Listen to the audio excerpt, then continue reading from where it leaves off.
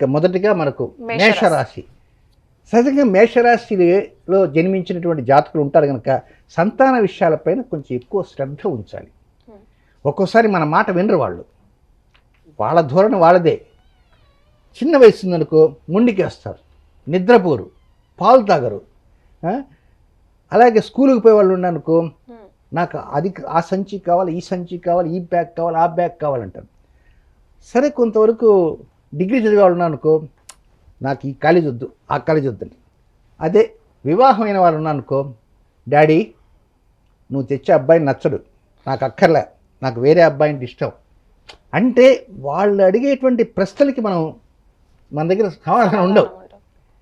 కనుక ఈ విషయాల్లో you must have to take utmost care, చాలా ఎక్కువ జాగ్రత్త తీసుకోవాలి. ఇది మొదటిది.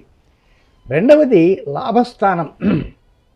లాభం అనగానే డబ్బు అనుకుంటారు, కేవలం డబ్బే కాదు. మనం ఒక పని కోసం వెళ్తాము, ఏమండి ఆ పని వెళ్ళిందా, ఏం లాభం అండి, ఎత్తుభారం ఏం కాలేదండి అంటారు.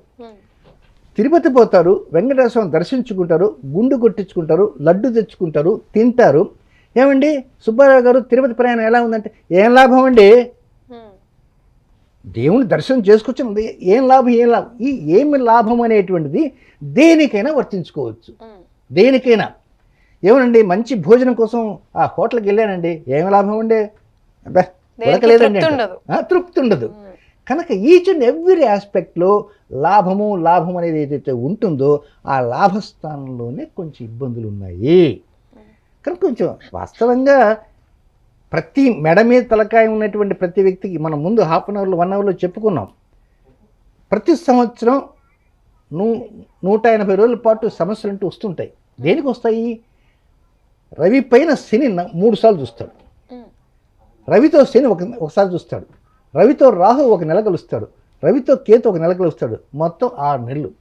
ఇవి ఎప్పుడెప్పుడు కలుస్తారు ఏమిటి? వాస్తవం ఇవన్నీ చెప్పిన కారణంగా, వాళ్ళు కలిసిన కారణంగా, చూసిన కారణంగా మన బలం, అదృష్ట బలం అనేది కొద్దిగా తగ్గుతూ ఉంటుంది. దీన్నే పితృదోషాలు. పితృదోషాలంగానే ఆ పైన ఎవరో చనిపోయినా వచ్చి పట్టుకుంటాను కాదు.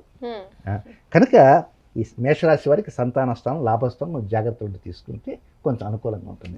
గురుగారు వృషభ రాశి గురించి మాట్లాడుకుందాం.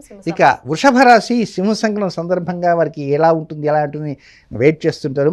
ముఖ్యంగా ఉద్యోగం చేసేవారు, వ్యాపారం చేసేవారు, కాంట్రాక్ట్ పనులు చేసేవారు, వారు మాత్రం వారి విషయాల్లో జాగ్రత్తగా ఉండాలి. తొందరపడి ఉద్యోగంలో పై అధికారి అన్నారని చెప్పి అలిగిపోయి రాజీనామా ఇవ్వటము ఇలాంటివి చేస్తుంటారు. అలాంటి చేయొద్దు.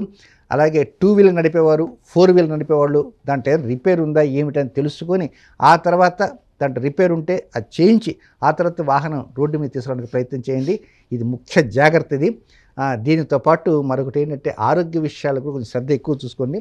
Next life administration. రేపు పొద్దున ఇన్ని గంటలకి ఇన్ని గంటల దాకా ఈ పని, ఆ తర్వాత ఈ పని, మీ టైం టేబుల్ ఒక మెథాడికల్గా టైం టేబుల్ వేసుకుంటారు కదా, ఆ టైం టేబుల్ కొంచెం గతి తప్పేటువంటి అవకాశాలు ఉంటాయి. ఆ అవకాశాలు ఉంటాయి కనుకనే కొంచెం ఎదుటి వారికి మీరు సారీ చెప్పుకోవాల్సిన పరిస్థితి ఉంటుంది. కనుక ఈ టైం టేబుల్ని మాత్రం కొంచెం మెయింటైన్ చేసుకోండి. లేదా మీ అంతటా మీరే టైం టేబుల్ ఎవరికి ఇవ్వకండి.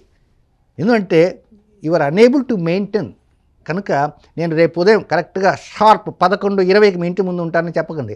నేనండి ఒక అరగంట అటు ఇట్లో వస్తానండి అని చెప్పడానికి ప్రయత్నించండి. ఆ విధంగా చెప్తే కొంత డెవలప్మెంట్స్ అనేవి వస్తాయి.